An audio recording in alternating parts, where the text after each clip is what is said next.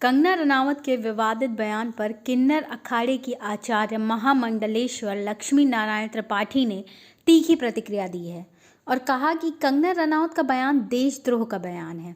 कंगना ने कहा था कि 1947 में तो भारत को भीख में ही आज़ादी दे दी गई है। उसके बाद आई कांग्रेस सरकार भी अंग्रेज़ों की एक्सटेंशन रही। देश को असल आज़ादी 2014 के बाद मिली।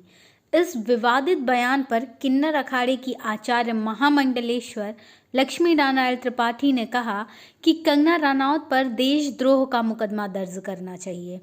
इस तरह से किसी को भी देश के शहीदों का अपमान करने का अधिकार नहीं है।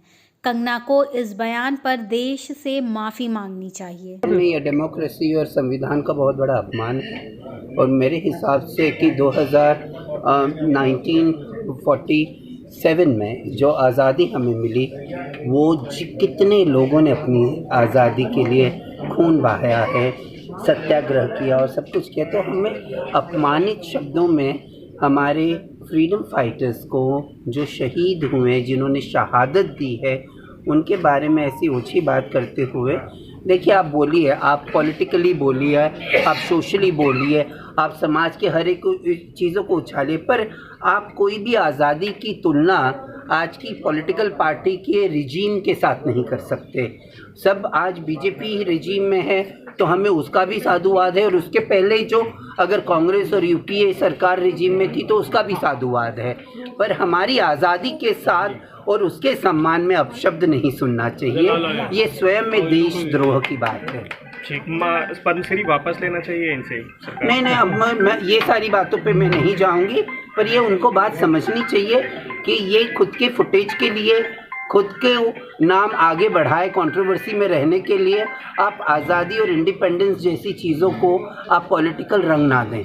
आज़ादी सबकी थी, चाहे वो संघ के थे, चाहे वो संघ के नहीं रहे, चाहे वो लेफ्टिस्ट थे, चाहे वो राइट विंग थे, चाहे वो लेफ्ट विंग थे।